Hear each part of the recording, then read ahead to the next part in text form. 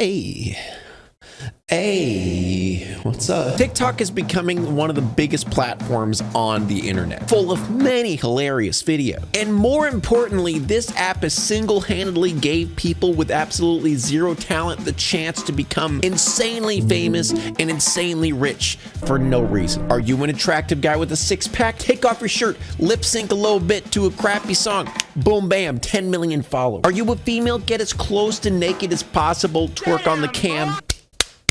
Boom, bam, 10 million followers. Do like an awkward lip biting thing and where you're like touching your face and shit, 20 million followers. I mean, I'm telling you, this shit's crazy. Now, I know most people would probably say this app is more damaging than any app that has ever existed on the platform. You know, worse than even Instagram as a whole. It's just the idea of kids looking up to people who are completely fake, you know, and like, oh, I can be that because technically you can on TikTok. Anyone can be famous on TikTok, which leads to many bad things. But let's get back to what I was talking about earlier. Anyone can be famous with the power of this app. We have people who all they do is lip sync and dance and take off their clothes, and they are insanely famous for no reason. And for some reason, lip syncing somehow translates to getting a record deal and making music. It doesn't make sense, but it doesn't really have to. Because let's be real, every time an artist sings live nowadays, they just play their vocal track over top of themselves, so it doesn't even matter if they can or can't sing. The talentless can somehow jump into a talented medium and be successful. Anyway, these people become so famous that they even created their own version of the Team 10 house called the Hype House. You know, bunch of rich content creators get together in a big house to make content together. You know how it be. And apparently this Hype House was so goddamn interesting. They made an entire Netflix documentary based on the Hype House. And I watched it, so you don't have to. And I'm not exaggerating when I say it was one of the hardest shows I've had to sit through in a long time. And today we're going to be talking about this show and why it is simultaneously the most hilarious and the most painful thing to watch. But you know what's more painful? The sad fact that 2 out of 3 men are going to deal with some sort of hair loss by the time they're 35. But there's a surefire way to defeat hair loss before it even starts. That is, of course, the wonderful Keeps. Hair loss stops with Keeps. Keeps offers clinically proven treatments to stop hair loss and improve your growth. With Keeps, you can get that quality extra care that you deserve without needing to go to the doctor. A lot of people my age are gonna be like, come on, like, it's not something I gotta worry about right now. Trust me, it is time to be taking care of your hair, and it's better sooner than later. I mean, come on. Look at me. I ooze hair care. And if you subscribe to Keeps, they will make sure to keep all of your products refreshed every time you need them to make sure that you're consistently keeping your hair on fleek. So everyone, it is time to be taking care of your hair. Get 50% off your first purchase when you go to keeps.com/Bionicpig, or you can just click the link in the description. To start out, let's just talk about who are the TikTok celebrities on this show. We have Thomas, who is like the main honcho of the house. He pretty much manages everything in the house. And honestly, he seems like the only mature one there. And then we have Chase, the badass, edgy e-boy who moved on to become a big musician. Then we have Nikita Dragon, who's the drama queen of the bunch. Then we have Lorray, who keeps having beef with Nikita throughout the show. We have Alex Warren, a dude who literally put on a fake wedding for his girlfriend, Cover, who we're going to talk about that later. I mean, honestly, who the hell does that? Vinny, who's famous for taking off his shirt or something. And the rest of the people who kind of end up just being side characters throughout the show. So what are reality shows except meaningless dribble of drama, am I right? But that's kind of what makes it entertaining. You know, Jersey Shore, Laguna Beach, Real Housewives, Keeping Up with the Kardashians, etc. They're entertaining because of how trashy they are. But what sets Hype House aside from these shows is the new idea of social media celebrities. And honestly, I feel like a lot of this show does describe the stresses and the hardships of being an internet personality and keeping up with everything. Like a lot of the stuff in here I actually can relate to as being a YouTuber. But you really stop feeling bad for these people because how stupid the creators are themselves. Like the fact that they bought a $6 million house and a bunch of extremely expensive cars, and the entire time they're complaining about whether or not they're going to be able to keep up this lifestyle. Also, if I were to sum up the drama into one thing, the majority of the drama in this show, I'm not exaggerating in the slightest here. These kids bought a $6 million house, and they're too lazy to make TikToks in order to make money for this house.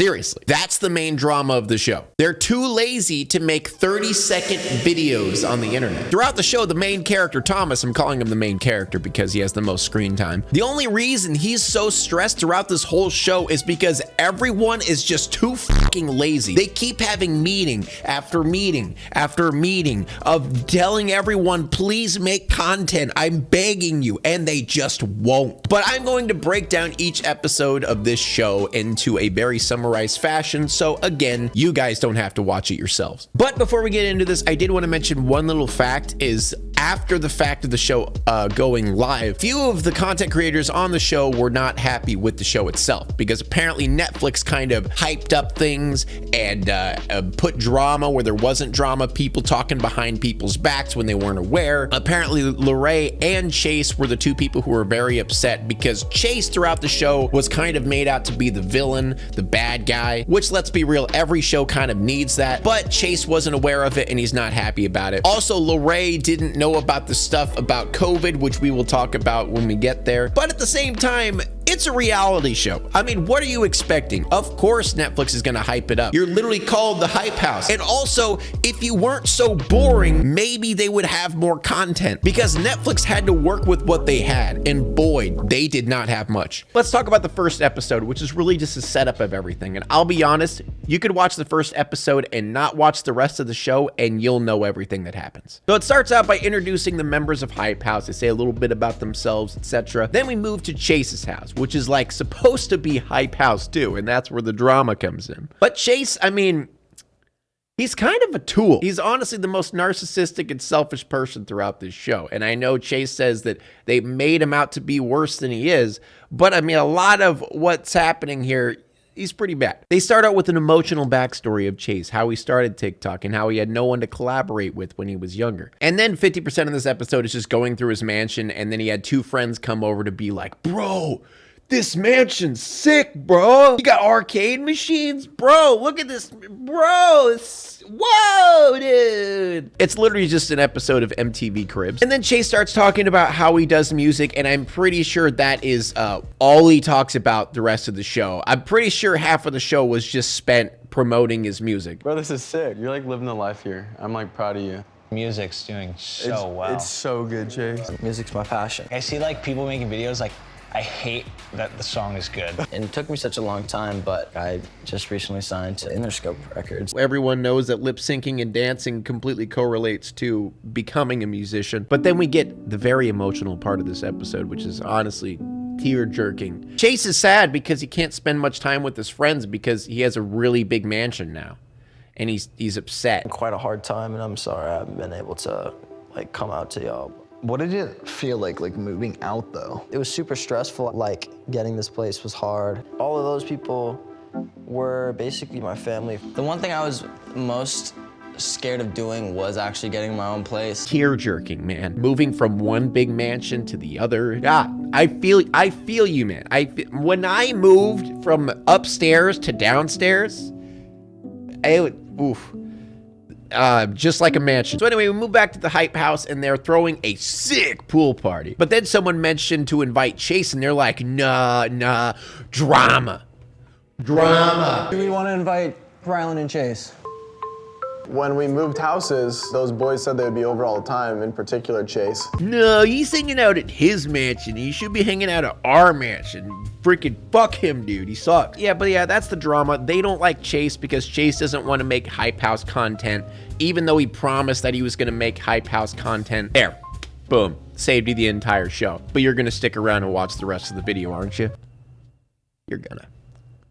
Then we have Nikita, the trans beauty guru, who I am kind of confused about. She technically isn't in the Hype House, but for some reason, she has the most screen time out of everyone in this show next to Thomas. And I don't really know much about her history, but it seems like a lot of what's going on in this show is just her kind of like saving her own ass. It's her defending herself of like drama that she's been in online, not necessarily in the show. And also, you know, a way to promote her dragon makeup line or whatever. But I do respect her mindset because she's talking about how, you know, when she was in high school, she was a boy. And then when she grew up and became trans, she wants to relive her high school days as a woman because, you know, she wasn't able to when she was younger, which I respect that. Don't get me wrong. And let's talk about the money, shall we? These TikTokers flex constantly, which, I mean, I get. They're like teenagers and they have shitloads of money. If I was a teenager with shitloads of money, let's be real, I would probably flex a little bit. But this next part is just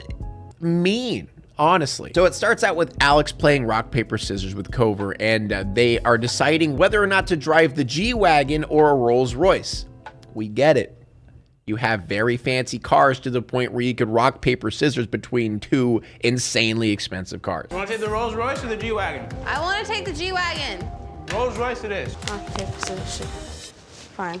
Rolls Royce. They drive a Rolls Royce. Yes, a Rolls Royce to a strawberry farm. I guess they like paid this humble farmer to drive them on a trailer to the strawberry fields. These two douchebags pulling up in a Rolls Royce.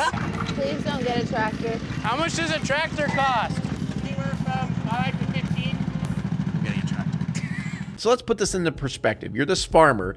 These two teenagers drive up in a Rolls Royce, get in the back, and then the teenager in the back asks how much a tractor is, and he's like, I'm gonna buy a tractor. Can you just let the man do his job? Like, all you're doing is like, hey, I got a Rolls Royce and I'm gonna buy a tractor because I feel like it. Dude probably takes pride in the tractor that he has, and you're over here just being like, I'm gonna buy a tractor as a toy. All right, come on.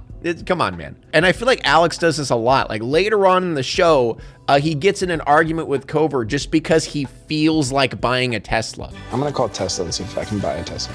Oh, you already pre-ordered one? No. Yeah, but I can cancel and just buy one right now. You have enough money in your bank account where you can just buy a Tesla. We understand that, all right? So the end of the episode, we have Thomas and Chase having a little heart-to-heart. Thomas tells Chase, hey man, could you just like, you know, help us out here? You promised you would make content for the Hype House, and you're not. And then Chase just says, nah,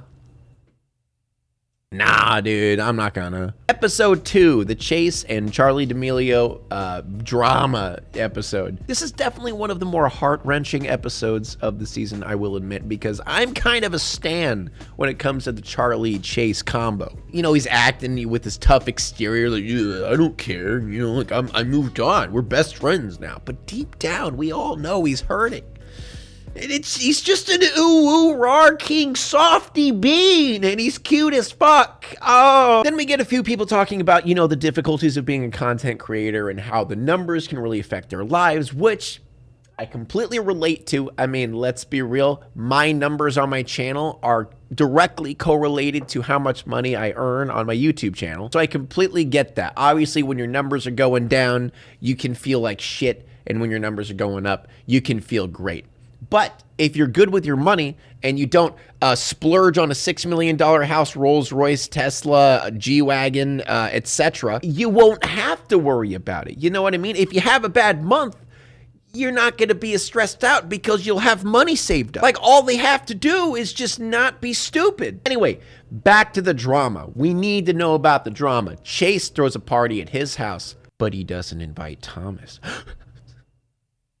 Gasp. Audible gasp. Then back at the Hype House, Alex and Cover are getting into a fight because apparently Alex is taking up too much space in their room, which again, it's hard to sympathize and to feel bad for when their room is the same size as my house. How am I supposed to feel bad for them? Then we get a little bit of a part about cancel culture, which we all know so well, but they're all just whining, my audience is full of a bunch of young children who are impulsive and cancel us over anything. But it doesn't matter because getting canceled in the long run is a good thing, because it gives them more views. Let's be real, 99% of the time getting canceled turns out to be a good thing in the long run because you get your name out there more. And then we got the COVID drama. Let's get into the COVID drama, shall we? Apparently people thought Nikita threw a party knowing Lorraine had COVID, which I just want to mention, even if no one had COVID, even if you were sure about that, at the time that this was recorded, I'm pretty sure that is just stupid no matter what you do. Everyone's going to be mad at you if you're throwing a party during the peak of COVID. Well, technically now is the new peak of COVID, but you get my point. So obviously that starts some stupid drama where she just ghosts Lorraine for like 2 episodes because she's petty. It's so stupid. She literally ignores him and ghosts him for 2 weeks over a misunderstanding. That is the most immature, petty shit ever. And she's the oldest one out of the bunch. You'd think she would be the most mature. But then we get more rich teenagers complaining when they start complaining that they have to quarantine. Our whole group is literally just stuck in a house together because of other people's actions. You live in a mansion, a fucking mansion with anything you could possibly want at your fingertips, and you're sitting there complaining that you have to stay indoors for a while. I am gonna lose my mind over that. Do you realize the shit people have gone through during the COVID outbreak, and you're sitting there whining about being in a mansion? And then we get the most humble part of the show. All these rich kids, you know, Chase and all the others, they shop at a thrift store just to show their humble side, you know? Like, we shop like normally. We go to the Goodwills and thrift shops because we shop normally. We don't buy Gucci and what's another one? Prada? Fortnite? I don't know. And then the meetings start about making TikToks. So, you know, $5 million mansion making shitloads of money from 30-second videos, and they're all too fucking lazy to make the said videos. Let me show you how easy it is to make one of those TikToks real quick.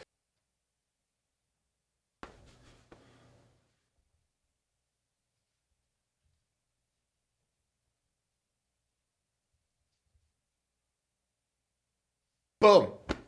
Million followers. Get me 1 million followers on my TikTok now. Then we got Vinny promoting his Twitch. Then we have Chase promoting his live music. There's a lot of promotions in the show. Then Chase loses his voice because he isn't singing correctly. So in turn, he burns out his voice. So now he's on vocal rest for a week. That's a funny joke because he used to write stuff on a notepad. Lorraine and Nikita finally stomped the beef that was a complete misunderstanding in the first place. And even though it was completely Nikita's fault, she doesn't even take the blame. Trying to break all this stuff down as quickly as possible because it's just the amount of sheer entitlement in the show is baffling. Oh, thank God. Only 4 more episodes to go. Then comes the worst episode in the entire show. One of the most deplorable things anyone could ever do. Alex puts on a fake wedding with his girlfriend. Now, I feel like this is pretty common knowledge, but, you know, don't fuck with anyone's emotions like that. Apparently, an ongoing joke with Alex is him fake proposing to his girlfriend who wants to get married. How fucked up is that? Say you've been dating someone for a few years, right? And all you really want is just to get married to this person. You've loved them for so long and you want to get married, but he just constantly mocks you and fake proposes. And now he's putting on a fake complete wedding. That is honestly one of the most fucked up things you could do to someone's emotions. Covert, will you fake marry me for 24 hours? I'll marry you. And throughout the episode, she expresses how fucked up it is. Like, she is crying about it. He's literally using the emotional trauma he's giving her for views. How in any way does someone think that's okay? So anyway, they have their fake wedding. That was pretty much the whole episode, was that drama of him being an asshole and setting up the wedding. I mean, you know, there's some background drama and just the Chase and Thomas stuff here and there, but you know, it's everyone already knows what that is. We're moving on. Oh yeah, then we have Nikita trying to save face once again, talking about her blackfishing, and if you guys don't know what that is, Ariana Grande is a huge example of that, where, you know, she changes her skin tone to look more ethnic. You know, she went from white to black to Asian. Basically, that's what Nikita's doing, and she spends a good 5-10 minutes of the episode trying to defend it and making excuses for it. Again, she does a lot of saving face throughout this show. And then Thomas holds even more meetings to get the group to at least make one TikTok. I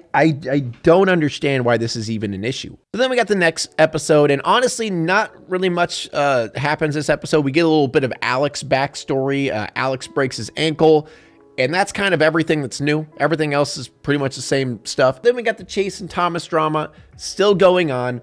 I know you've heard it a billion times, but dear Lord, it keeps happening. So Thomas gets the idea to get the band back together, you know, the Marvel Avengers assembling. So he gets the idea to bring them to this area. It has like a bunch of like small trailers, and it's kind of quirky and cute, and they all have their different themes and stuff. And boy, you know there's going to be some drama there. And then we find out that Chase is on a single guy shit. And also the fact that since he's single helped him make the greatest album of all time. I've been on my single boy. Hey, but being single has helped me produce and write a great album. Yeah, you've been productive. I'll give you that. I don't think I can stress this enough, guys. Chase, he makes music. He's a musician now. I don't know if they mentioned it yet throughout the show, but I'm mentioning it now. He is a musician at heart. Go check him out. So anyway, they make it out to the barnyard and instantly drama ensues. They're separated into their, little cliques, Chase's house and Thomas's house, And then Mia and Lorraine get into a scuffle about Mia getting mad that no one's making content. Yes, we're still on that. She's complaining because no one's making any content.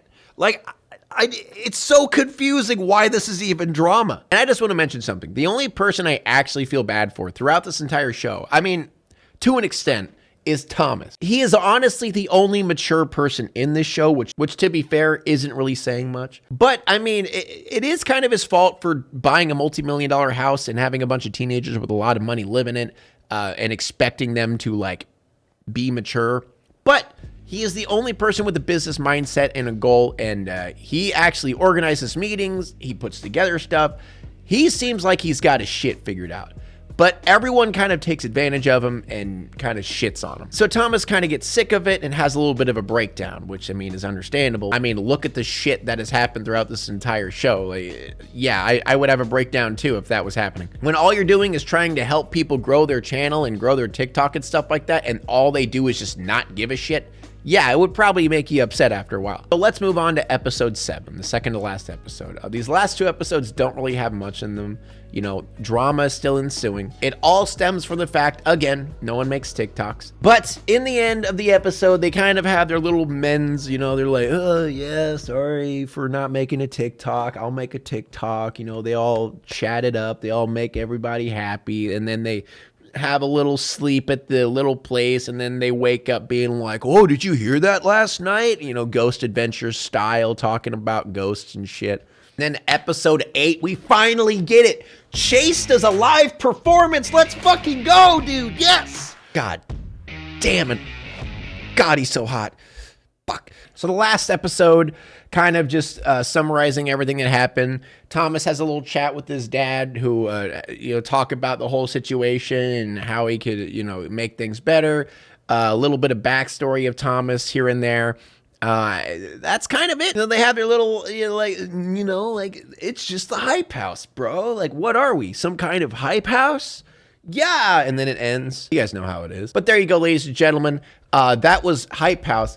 I'm genuinely sorry for repeating myself throughout this entire video. I know, but boy, it's a lot of the same thing. It really is, and I'm sorry about that. But if you so happen to enjoy this video and maybe just appreciate me suffering for you, maybe hit me up with a subscribe. Maybe follow me on Twitter. Maybe follow me on Twitch. Something like that. Thank you for watching. Bye.